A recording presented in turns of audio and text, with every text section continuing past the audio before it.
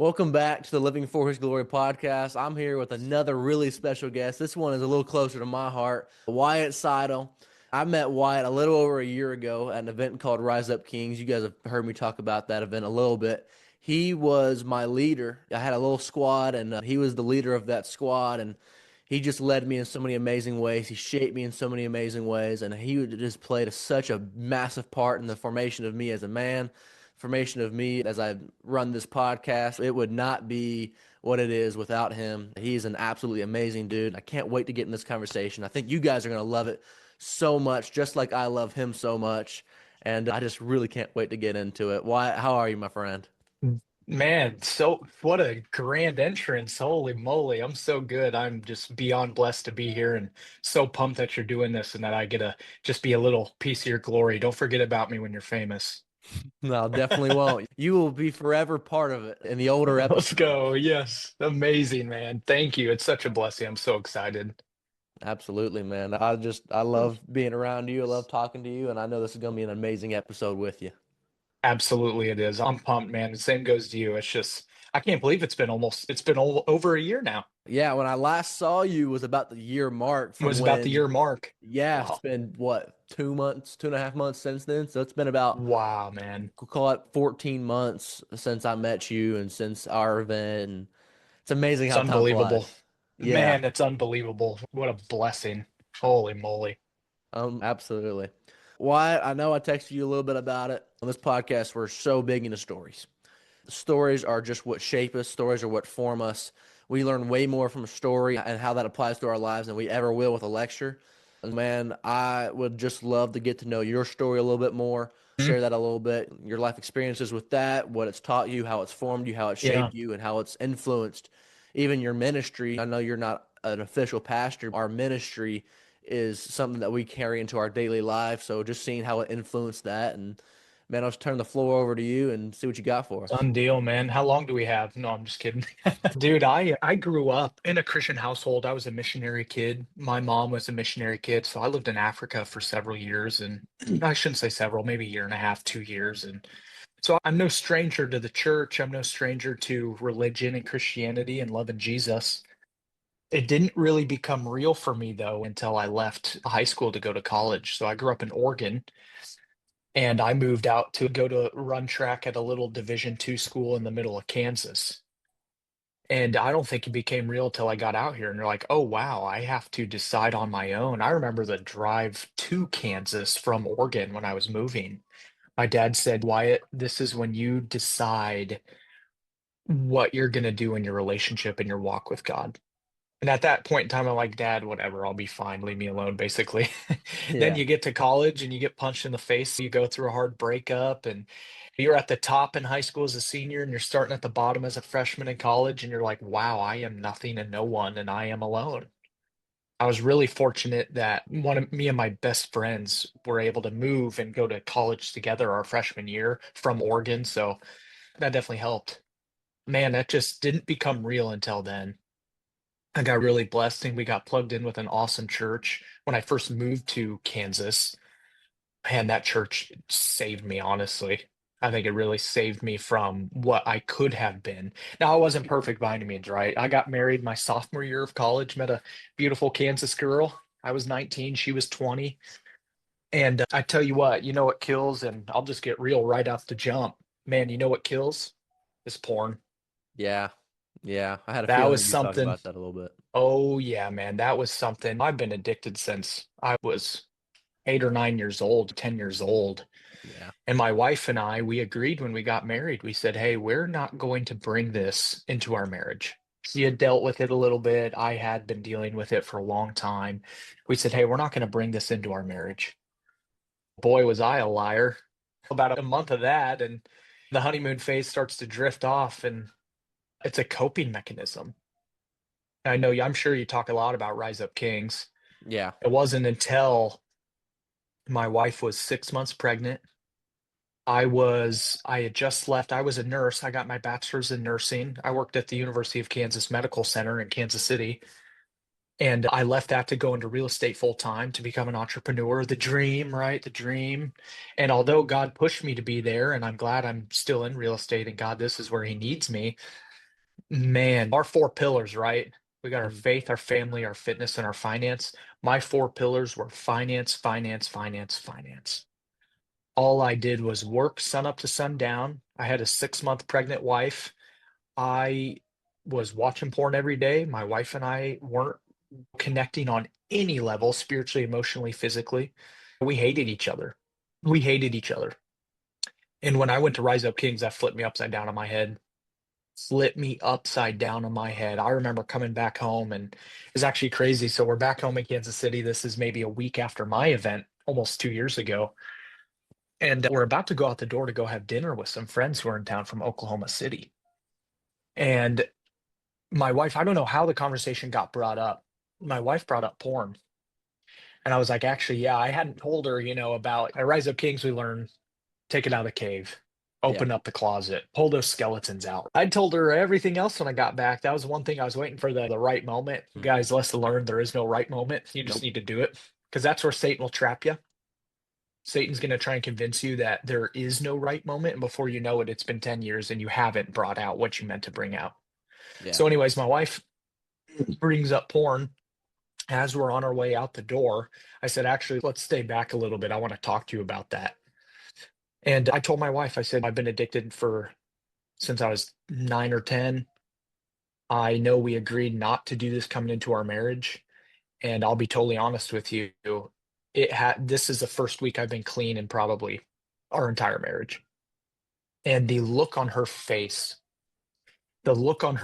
of, I guess, the lack of any emotion of, I don't know who you are. I don't want to know who you are because you're not who I thought you were.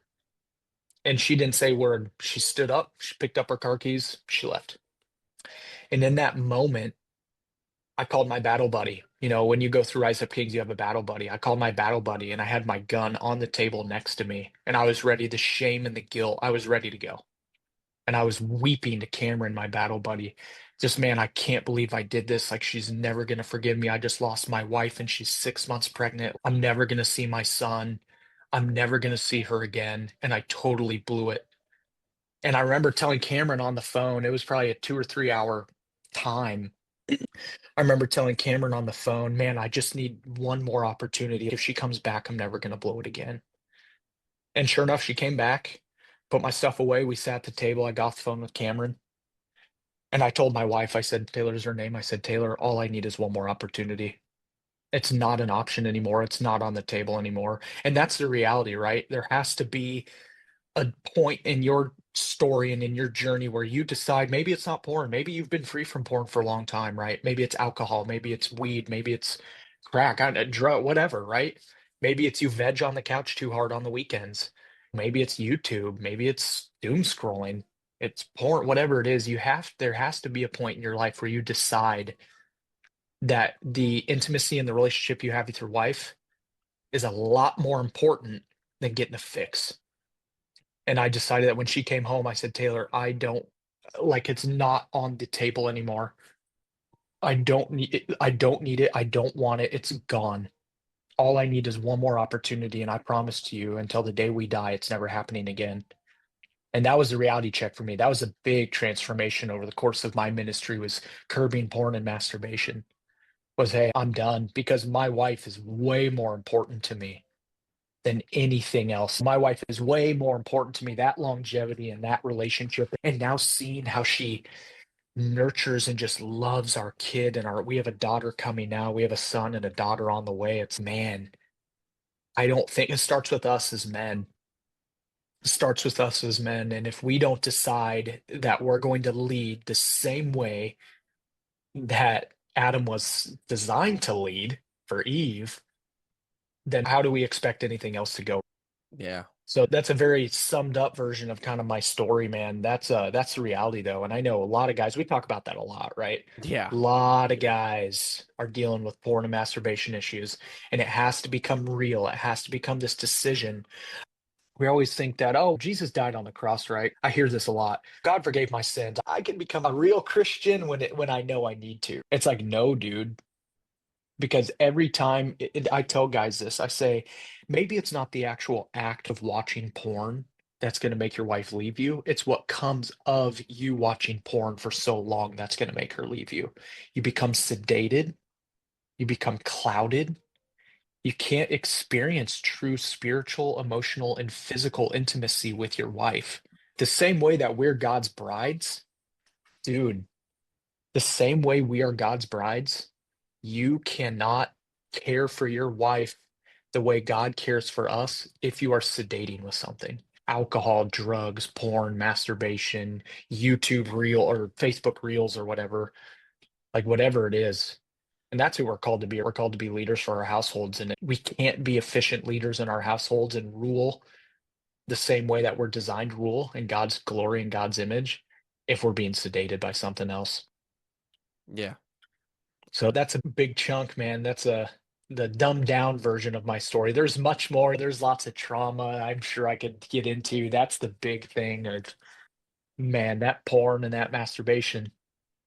They're two of the worst words, especially nowadays, right? I talk with guys who are in their 40s and 50s, and they're like, dude, you had to really make an effort if you wanted to watch porn. You had to go and drive to a nudie store and buy it, and it was embarrassing. Nowadays, we've got these devilish phones, right? It's so easy. It's scary easy, and that's just Satan working. Yeah. There's a lot of different websites that you can use, isn't it? Dude, it's horrible. It's Yeah. horrible. So I'm at the point now where I did this more for so social media was a big one for me. When I got back, part of the ways I was going to show my wife I'm done, and I'm glad I do, is I deleted immediately. I have no Instagram, I have no Snapchat, I have no TikTok. I kept YouTube for a little bit, then I deleted YouTube. And then my justification for Facebook was I'm in real estate, I'm an entrepreneur. I'm like, God, that's where I meet new people. That's where I so this is funny.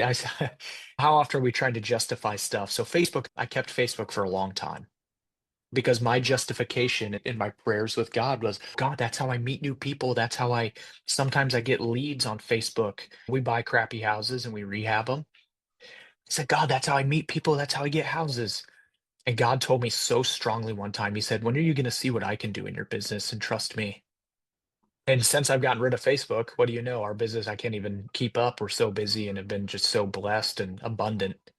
So there's just another example of let God work within you. Be the bride for him so you can be the leader for your bride.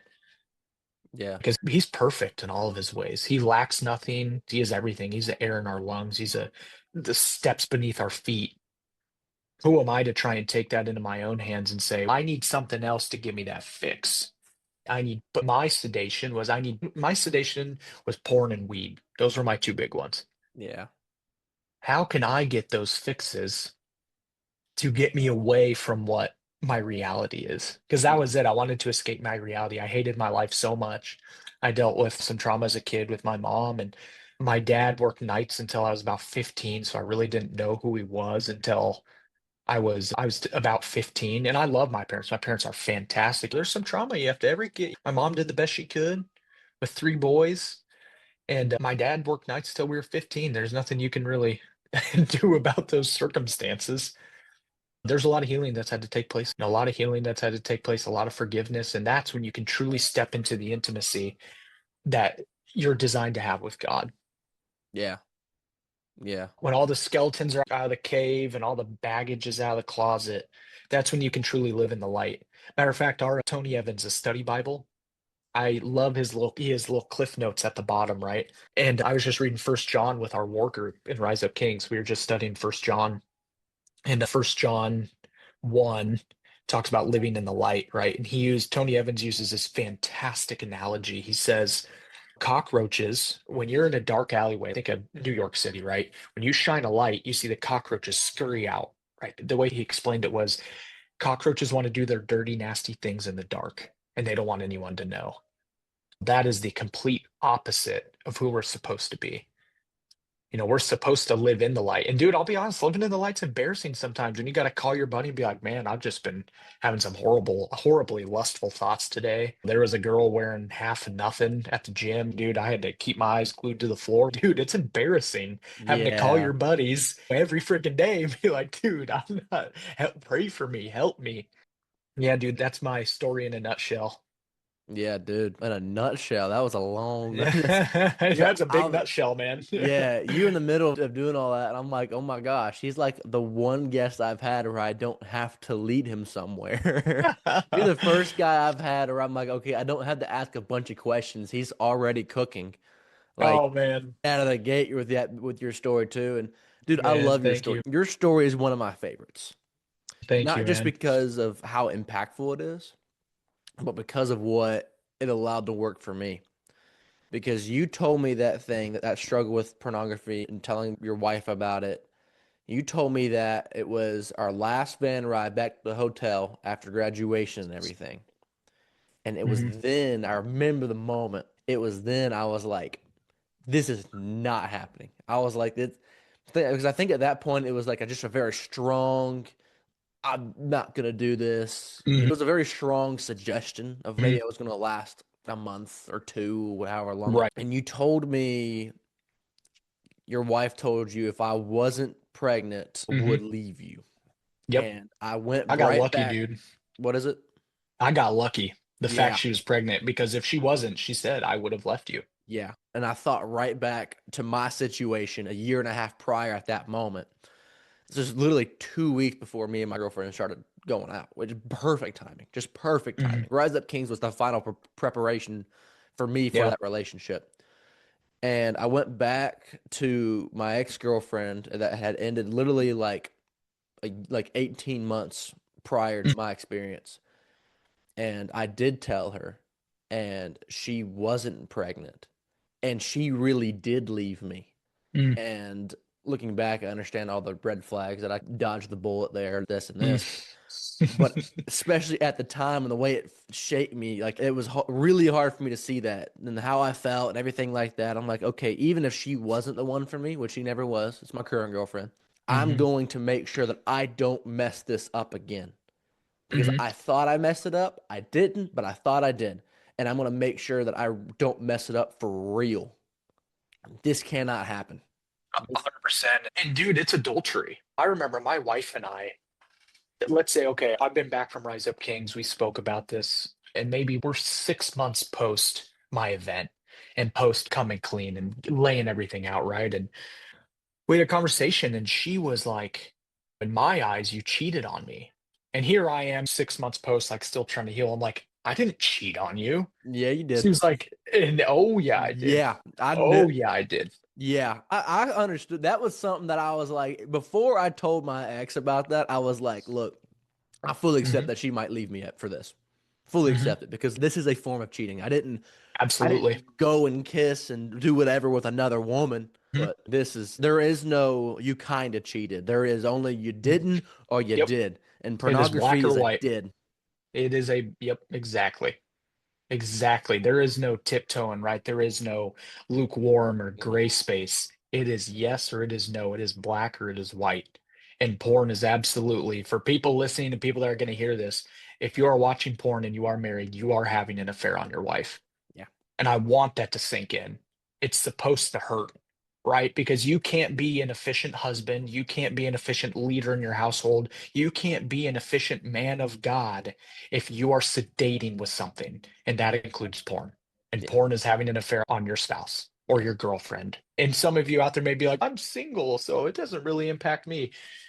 Like I said, man, it's not the actual act of watching porn that's going to kill everything in the future. It's what comes from watching porn Yeah.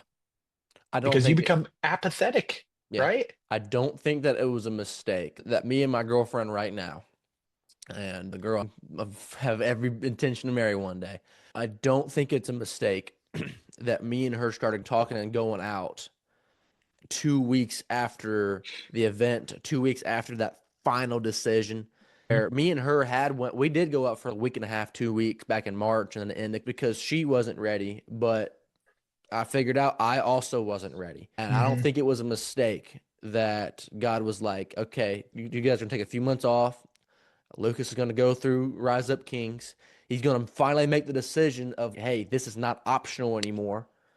And 2 weeks later, here comes Haley Wilkinson. And Here comes the future Mrs. Barrett. Yeah, 100%. And like that's not a mistake. And I annoyed her a Hmm. little bit because I'm still a little hot off Rise Up King, so it's all I Yeah, would you're ever like, talk about. yeah, you're pumped So up. Yeah, so for absolutely. the next 2 months, I annoyed the heck out of her about it. Yeah. And like she heard the story of the sand cookies so many times. She Oh was man. getting so Oh mad at me man. because that's all I would talk Oh about. man. Dude, I But love it. And I want to give you huge props too, man, because dude, freaking 5 minutes into this episode, I was talking about porn already. I'm very adamant. I talk about it a lot with guys. That's one thing that I actually had to reframe recently for myself. I heard someone told me this analogy. It's out of a book, and you'll get this. You're a golfer, you'll get this. When you're golfing, right? If you got a huge body of water to your right, if Mhm. all you're thinking is don't hit the water, don't hit the water, don't hit the water, you're gonna hit the water. we're going straight to It's pond. gone, It's going gone. straight to pond. Long gone. Now, if you focus on, I'm going to land within 10 feet of the green, or I don't know golf terms, top high on the whatever, right? We're going to let it roll back. There's a little slope on it. I don't know. I don't know golf. I figured you'd get this. Yeah, It's so good buddy of mine. Matter of fact, when we volunteered last, Josiah Bossoff went through that event, my buddy here in Kansas City, and we talk about this a lot is a lot of people trip up in their head because they're so focused on, okay, I'm not going to watch porn. I'm not going to watch porn. I'm not going to watch porn. Dude, that's all you're thinking about. So he made this great thing. He goes, I need to focus on chasing God and stepping into. I wish I could take credit for this. This is all Josiah. He said, I need to focus on chasing God and becoming more who he is. And with that comes the elimination of the porn. Mm. Because he didn't have an experience like that, right? He didn't have an experience where he was ready to blow his brains out and his wife left him. And I think maybe that's why it was so easy for me. I knew my wife was going to leave and she would have if she wasn't pregnant. Maybe that's why it was so easy for me. I tell you what though, when you can start focusing on who God is and you're almost like your heart hurts if you know you're going to do it, like your heart hurts for the pain that you're causing the Lord when you're doing something like that, when you know so easily they've got covenant eyes, you can delete any kind of app on your phone that you don't need. Dude, this is just like a work tool now, you know what I mean? Aside from my screen time is messages, the phone app, maps, and maybe WhatsApp to post all my receipts for all the projects we're doing. You know what I mean? Like Yeah. when people, so kind of long-winded, I give you huge kudos, dude, because a lot of people say I'm going to be done and they have a really hard time. I think you had a similar experience though, right? Even though your ex-girlfriend isn't the woman you were meant to be with, it kind of saved you in this aspect. It sounds, and I give you big props, big kudos. I would have done anything. And that's why I tell the guys who go through Rise Up Kings who are just dating or are single, I'm like, man, I would have done anything to have gone through an event like that that would have changed my life like that prior to being married. Yeah, yeah. I have a friend of mine. He's getting married in September. Hmm. And I asked him, I reached out to him back in May and I was like, hey, do you want to go through this event? I think it's a good idea to go before you get married. And I don't think he's going to end up doing it just because there's financials because he's getting married at 19. Dude, if he wants to go, I'll get him to go. If he's open to going, he'll go. Yeah. You tell him that when we're done with this, you can tell him that. Yeah. Yeah. I think what Coach Thomas was saying was it's pretty full right now. So it might be Mhm. booked out by now. Yeah, it is. Dude, there's 60 to 70 guys going this next event. Dude, you guys I'm are, going next week. I'm volunteering next yeah, week. if I wasn't going on Yeah. vacation that week, I'd be Yeah. first flight You'd be out. there. Yes, without hesitation. Dude, it's so cool, man. You want to talk about like transformation too. When you start living in the light the way that God has intended it to, you start to see, and even your example is a great example, right? You let everything out in the closet. You say, God, I'm giving this to you. I'm done. I've got you and you're all I need. What do you know? The woman who's probably going to be your life steps into your life. Yeah, gosh, when It, I started surrendering to God, it was, and I still have to surrender to God. So absolutely we every day. Rise Up Kings does not solve our problems. Nope. It does not stop me from feeling shame.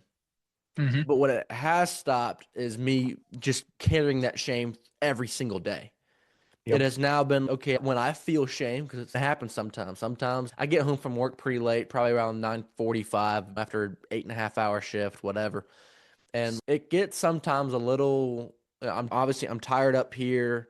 I was probably practicing that morning, so I've been busy doing stuff all day, and I'll get tired. It'll get late. Maybe I'll stay up too late, and all of a sudden thoughts start coming in. Shame starts coming in, like just all these devilish from the devil thoughts, and I'll be like, I'm not gonna sit in the shame anymore. I don't like you can't the devil like devil, you can't hurt me like this anymore. I'm Yeah, not gonna allow you to hurt this like me anymore. And so when I feel that shame, it's like I'm just gonna surrender this to God, man. And 100%. that's all he wants us to do. He just wants us to surrender it to him. Me and you were not made to carry those weights. Right. God's the only one who ever could. Mhm. And so we surrender that to him. We surrender these what ifs to him. We surrender that shame to him. And man, he takes it, and it doesn't mean that we're worry free or stress free or what Yeah, or mistake free, but man, it makes the walk that much better. And whatever we 100%. do face, whatever burdens that we do get put on us, it makes the journey way easier, Oh, a yeah. lot lighter. And there goes anxiety and depression, all the weights that are Hmm. added onto us just because we just decided to give it to God. Yeah, dude, and it's cool you say that because it makes you think of James. I can't think of where in James it is. Anyways, it talks about when there's trials and tribulations, we should be glad during times of trials and tribulations because that's when, the trials produce strength, the strength produces endurance, and the endurance produces preparedness and steadfastness in the Lord. And talking to my dad over the last couple of years, he said something that I think is hilarious. And once again, I wish I could take credit for this. And it's almost true. As you get deeper in your faith, my dad says, I can't help except smile when Yeah. hard times come. Because it's like, all right, God, let's go. This is another, your spiritual muscle is just like a muscle in the gym. You have to have exercise. You have to work it to be able to live in that light with God. It is an everyday decision. It is an everyday decision of, man, I can't wait to work out this muscle today, God. I'm so excited to see how you reveal yourself in the valleys and on the mountains Yeah. I learned because so you much. are good. Yeah, a hundred Mhm. percent he is. I learned so much about God through every trial I've ever faced. Every Oh, yeah. trial means I learned something about God or something about Oh, yeah. myself and how I need to be more like God. This is like we're touching on like just core of living for his glory. Yep. Like it's not like I'm not a big name, so I couldn't market my name. Like if you know that the George Janko show or the Bryce Mm-hmm. Crawford show, you can Yeah. market your name a little bit. I'm like, Yeah. but also, my dad, just being the smart business owner that he is, he's totally against the whole naming it after yourself kind of thing. It's just Mm. hard to market that. You're just Right. marketing yourself. And so, like this living for his glory thing, I was like, what is this mission that I have? It's not me, it's about God. And Mhm. so, what God put in my heart, I think this was my junior year of high school. I started writing on my shoes, my golf shoes, for his glory to remind me why I'm doing this. So I'm like, why don't I just call it the Living for His Glory podcast? Oh, dude, it gives me chills, man. I got Yeah. my hairs are sticking straight up. I Yeah. love So that. it's like we're touching on what it means to live for his glory. And it's not living with shame. It's not living with guilt. It's definitely not living in these cycles of dysfunction. You talk about porn, but you have to talk about vegging out. You talk about Instagram and social media. You talk about literally anything that it could be alcohol, Yep. drugs, marijuana, anything that's taking you away from that. Doesn't matter what Hmm. it is. What does it mean to live for God's glory? It means taking a deep reflection into that, like what's taking you away from his glory and completely cutting that out. Not just from him and his faith, but also what's ruining your family, your Yeah. marriage, what's causing you to lack in your fitness or your finance, those four pillars that you talked about earlier. Like Yep. what is causing us to not be the men that we're supposed to be, or if you're a woman, not be the woman that you're supposed to be, and truly live in a way that's for his glory. Like, 100%. what does that look like in our lives? And it's just getting into that, man. Like, it's something It's I'm super powerful. passionate about. Like, It's so powerful. I think of so last Friday, I got together with some other real estate buddies of mine. There were five of us there, and excuse me, we start talking and we're talking about business. It was funny. We all got together to play a board game, and I think we maybe each rolled the dice like twice because we ended up just talking for like 2.5 hours, of course. yeah, And we're talking about real estate. We're talking about business. One of my good buddies in the group, he's going through a really hard time in his real estate business right now. His business partner dipped out and he just came back from, I believe, Thailand. His wife is from there and they just had their baby. So they spent the first 6 months in Thailand. And so I basically come back to the States and the business is falling apart. And we're getting to talking. I feel bad because things are going really well for us right now. And when it comes to me and my turn to talk, I'm like, yeah, guys, it's going pretty good right now. We get to talking, and it's like, man, it's none of it is mine, anyways. It's none of my money. It's not my business. It's all his. It is a platform for God's glory. yeah. right? It is a platform to glorify him the same way that your golf is. It is a platform to glorify what God can do. And I'll be honest with you, maybe you're not, maybe God doesn't need you to be a person who has a huge business or a huge ministry, because this right here, the one-on-one, that's what's important. God cares about every single person. And maybe your ministry is one person at a time, or maybe your ministry is like Tim Tebow and you're out and everyone knows who you are and you are on big stages, right? Yeah, 100%. Absolutely. Yeah. I got the pleasure to meet him about a month and a half ago now at a summit at this conference over in Coeur d'Alene, Idaho. And I got a chance to meet him and talk to him, and he is exactly like who he looks to be on the social Yeah. media. There's not many people that are who they are to be on social. Or I remember I saw this video of there's these three YouTubers, and one person like went up to them and like asked them a question or let's start a conversation or something. And then it said, "Troll, try now your YouTube voice," and the voice completely changed. Like, "Hey guys," wow. they use the language right, like completely Yeah. they may be them, but like they flip a switch. Now they change their whole the way they talk and their personality just because it tracks people in. Yeah. And I'm like, that's not how I want to do this. No, yeah, that's sad, man. There's no authenticity in that. No, there's not. Like people can tell when you have an agenda. Some people like to get suckered in by that agenda, which is Hmm. strange to me. Yeah. But when you're authentic, when you just want to love somebody and you just want and you're just you and you just want to care for Hmm. somebody and befriend them and just connect with them, man, that's just the best way to do it. And you can call that an agenda if you want to, but dude, at the end of it, I That's just want God's to agenda. yeah, it's That's God's agenda. God's agenda, It's man. Yeah. God's agenda for us to connect and just show each other his love. Yeah. And man, that's just the best way to show him. Like a lot of this, we call it church hurt, or a lot of people that Oh, yeah. feel unloved by God, unwanted by God, they feel that because they felt unloved or unwanted by someone that said to be a Christian. Yeah. Or they feel like just God just wants something from them because the Christian just wanted something from them and didn't Hmm. represent God correctly. Just wanted them, hey, I just want you to be saved. I just want you to come to church with me. And there's nothing bad about that. But when that's just your only agenda, just somebody you can write into your book to God of, hey, look who I Hey, I converted. brought this guy. Yep, Yeah. it's a checkbox relationship. Yeah, and when it's like that, man, that's where we get in so much trouble. That's where Christians get such a bad rap. It's where everything like that just dwells in. But instead, if you just decide to be an authentic and good person Yeah. and just connect with people, man, it's amazing what God will work Hmm. in their lives. Like it's amazing. Truly, Oh, it's unreal. like I am exactly who I am on here versus when I'm off. If you saw me on the street, I'm going to talk the same way. I'm going to use the same Oh, yeah. mannerisms. I'm not going to be some different dude. I'm not going to be like, oh, don't talk to me, get out of my face. Yeah.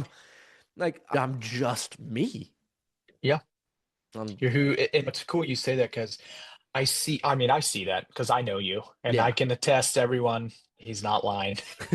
Who you see here is who he is everywhere.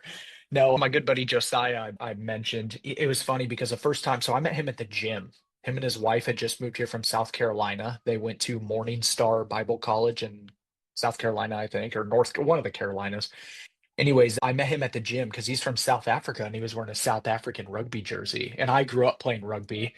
And so, anyways, we hit it off. We became buddies. And it's funny because I reflect back to when we first met and I was like, man, he probably thought I was so weird because when the first time I met him, I'm like, do you and your wife want to come over and have dinner with me and my wife and our son? And then when they're over there, I'm like, ask them hard questions. I'm talking like, I'm a very open book, man. A dangerous man is a man who has nothing to hide. Right. And yeah, I'm telling him about how my sedation almost led my wife and I to divorcing. And like the first time they're at our house and they came to church that Sunday with us. And he pulled me aside. He goes, dude, I've never had anyone open up like that on day one. And now they're some of our closest friends. And I could say the same with tons of other people like that. It's like you have to put it out there because that's what it's about. I want to go, dude, I want to go through the thick. I want to go through the heavy. I want to go through the highs and the lows with you. The yeah, same way that Jesus did, the same way that Jesus danced at weddings and cried with people. I want to do the same thing. I want to be with you in your lowest. I want you to be able to call me in your lowest, and I want to be able to celebrate with you at your highest. yeah. You've been with me. You Oh really yeah. have been. You were with me when I went through my experience. You're obviously with my cousin when you guys went through your experience together. Oh yeah, we went through it, man. Yeah, 100%, man. It's just been great to have you. And shoot, even with this podcast, you talk about the other Josiah and the other people you've had that you can use like examples. Shoot, your example is this podcast. You like literally went into a small little background about yourself and then like straight into the thing of it. And I'm like, Dude, right in okay, the here we thick go. of it, man. Yes, I love Yes, it. that's what it's about, right? There's no because you want to know something real? Yeah. I don't know a guy that hasn't battled with porn. No. I don't know a guy that hasn't battled with masturbation. Now I know guys that have been free for a really long time. Like that crap is real in the modern day society we live in of social media and every little thing is some girl shaking their butt, which is really why I got rid of social media. Yeah. It's dude, that's real. That's real. My brother just called me last week and he slipped up for the first time in almost a year. And I was able to drive over to his house and sit with him and pray with him and just talk with him. And it's actually, I made a joke when I was there because when my brother and his wife moved from Oregon to Kansas City, they bought my wife and I's old house, which was the house that I told my wife everything that we lived in for a couple years. And I made a joke when I was there. I was like, man, it must be something about this house. It must be something about this house. And anyways, no, it's really cool because that's what it's about. And even though he's my blood brother, dude, everyone's our blood brothers. Yeah. Everyone is our blood brothers and blood sisters. We are all children of God. Yeah. And that's really been something God's been revealing to me recently is we're all in the same playing field. We Mm. are all the same people. I am no greater than you, than anyone in this building I'm in. I am no greater than anyone, and I am no less than anyone. We are all equal playing field. So who am I to judge and be like, that guy's going through it. Yeah, sucks for him. It's no, dude, I'm supposed to go and help. I've always had a really hard time with the homeless population. A lot of me is like, man, if they want to get better, they'll get better, which to an extent is true as we do more homeless ministry. And I've talked to homeless people that are out of it. They're like, yeah, if they really want out, they can get out. It's like, dude, who am I to say that I'm the standard though? I'm no better than them. Yeah. So I make it a point now. I always trying to have cash on me. So even a buck or two or a couple coins like on the side of the street, that's my humble me Lord because for a long time I judged homeless people. And when in reality, they're just another one of us, man. They're a brother in Christ, they're a sister in Christ. Who am I to say that they're worthy or not worthy? Because 100%. frankly, dude, none of us are worthy. No, not a soul. None of us are worthy. And by the blood of Jesus, we get an opportunity. Thank Yeah. God. I wasn't worthy before I became a Christian. I'm still not worthy as a Christian, but like grace of God, he deemed me like he just saved me by that grace and by my faith. And there were people that walked with me through that allowed me to get there. The authentic people that really loved me and showed me Mm. God's love and then made me want to be a part of that. And then that's obviously grown from there, but it's like we need to be doing that for the same. It's so easy to look at Yeah. somebody and be like, "Oh man, they're not of faith or they're not of success." They're like, "I don't want to be around them because they're not this and they're not Mm. that's just not what Jesus did." Of course, he was because even his disciples, like his disciples weren't, of course, the word Christian wasn't around then, but like his disciples were not big time religious people. He Mhm. didn't get a bunch of Pharisees. He got a bunch of normal dudes Yep. that were just a lot of them were fishermen. Matthew was a tax Mm. collector, bunch of random guys, like so it would seem. Yeah. And he turned them into the first apostles who just laid the groundwork for our church. In fact, Peter himself was the first pope of the Catholic Church, Yep. like the biggest church that we've ever seen. And it's like, man, what God can do, what God can change, what God can transform you into, it's incredible.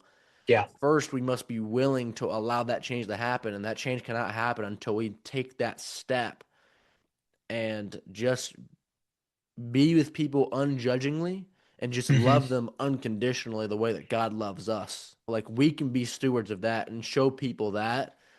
And that's just the best way to do it. The best way to Yeah. show God is to be the authentic person that He created you to be.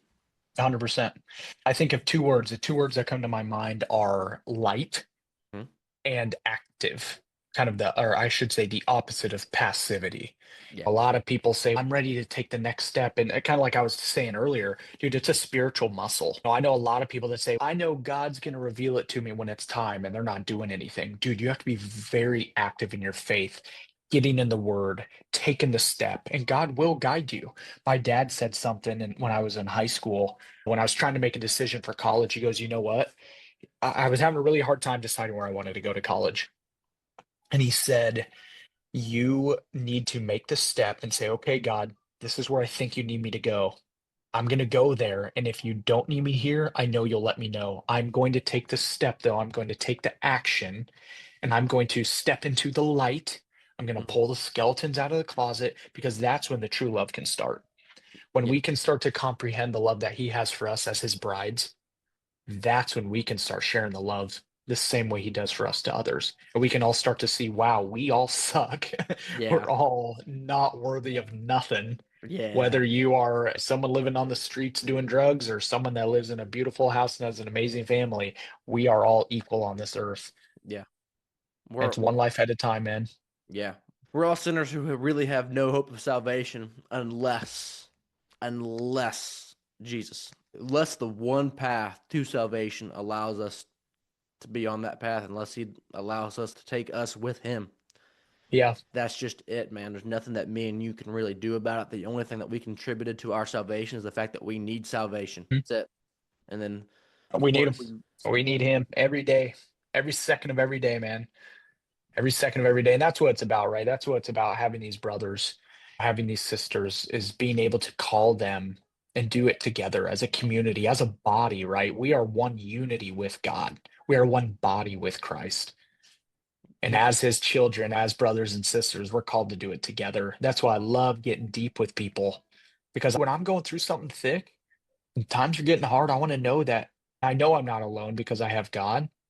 I want to know that I can also rely on one of my brothers, right? James 5:16, yeah, pray with each other. That's the one verse that comes to my mind. We got to be here for each other. 100%. We come together like that. And you can't, so if we crave to be loved, agree? Oh, 100%. Yeah. So we crave to be loved, but we cannot be loved. We cannot be 100% fully loved until we are 100% fully known. So I can't know you, Wyatt, without 100% and fully knowing you, without Mm, knowing your traumas, without knowing your pain. Yes, your successes and who you are, that's great.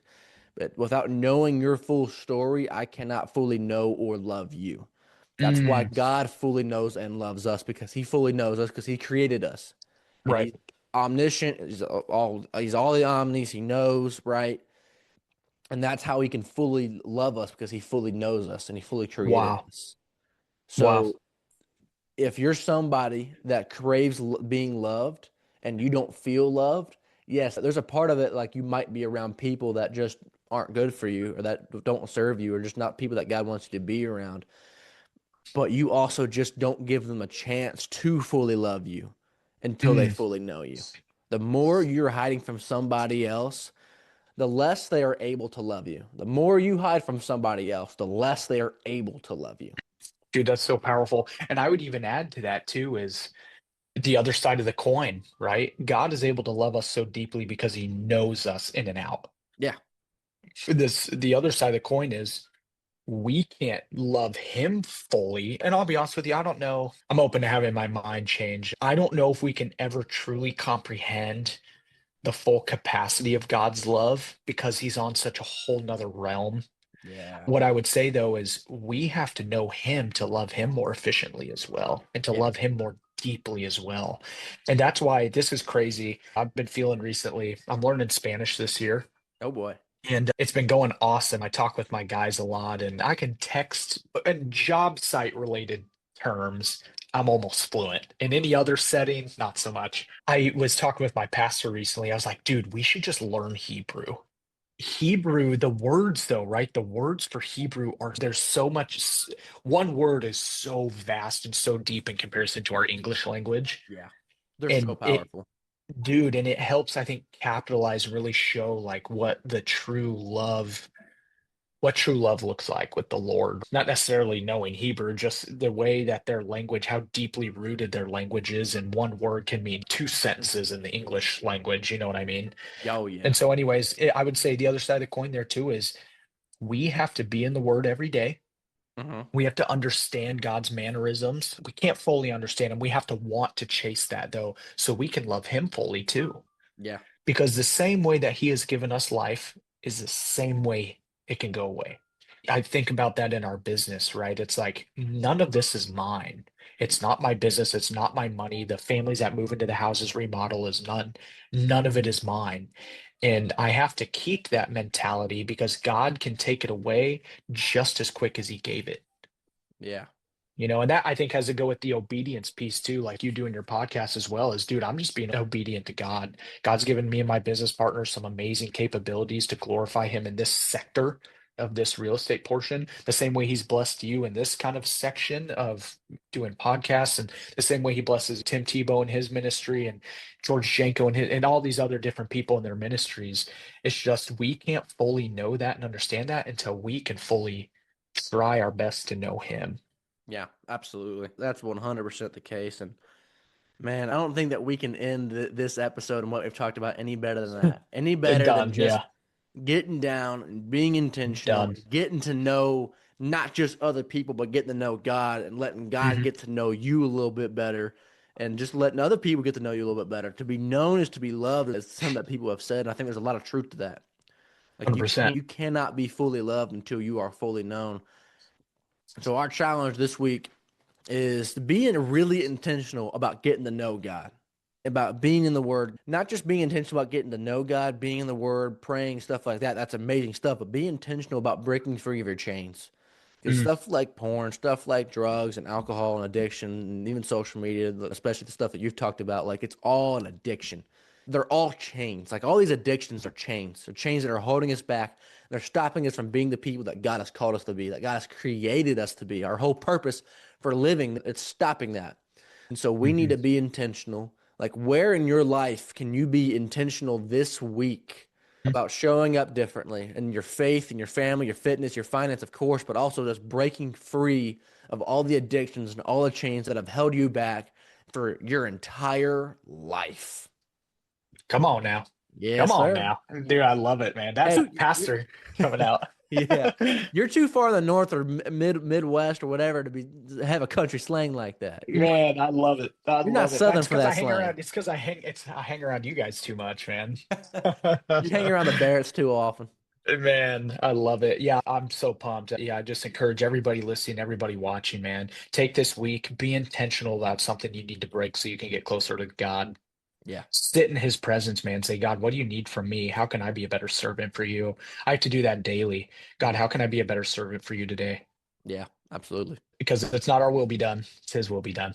That's exactly Come right. on It's now. all about him and living for his glory, not ours. Hey, man. Dude, I'm so blessed you brought me on here, Lucas. This was awesome, man. And yeah, don't forget about us when you get famous. You got the Barrett podcast, right? No, not the Barrett Never, podcast. never living for his glory, man. Yeah, living for his glory, not mine. If it was my name, it would be part of my glory, and it's just not. Amen. I love it. It's so good. Absolutely. We have been blessed to have you on the podcast, Wyatt. We really have. And I'm willing to bet this will not be the last time that we have you on here. Man, anytime you need me, I'm here. I'm not the smartest guy in the world. I'll do my best. No, but you're an amazing big brother and mentor, man. You really are. I Thank mean, you. there's no one that we've had on here that has gotten to the truth just as much as you have, as quick as you have, and just as Mm, intense as you have. You've been amazing. thank you so much, man. It's easy when the things I share with you, people listen to. So thank you for listening, Lucas. Yeah, absolutely, man. I'm not just a talker. People think I am, but I'm not just a talker. Dude, No. you're a really good listener. I was yapping earlier on this. You did Yeah. fantastic. Yeah, man. Hey, you're my guest for a reason. Let God keep working, man. I think this is like the epitome of obedience. Yeah. I'm super excited to see where this goes for you and how God moves in it. This could be your ministry. Yeah. You'll be the next Joe Rogan. Right. Yeah. Christian Joe Rogan. That'd be The Christian crazy. Joe Rogan. That's Joe. funny, man.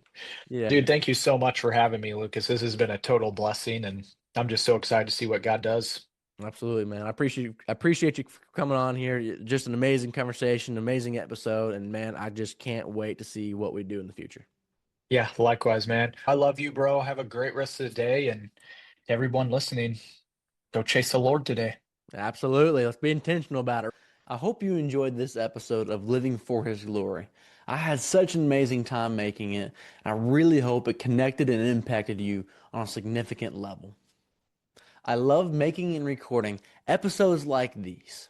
I truly believe that they fulfill the Living for His Glory mission, which is to help you break free of your worldly chains and step into the person that God has called you to be. I love you guys. I hope you guys got a lot out of this. I hope that it changes something about how you do this week. I hope you have a good day and a good week as we continue to get ready for next week's episode. Have a good day, guys, and I'll see you later.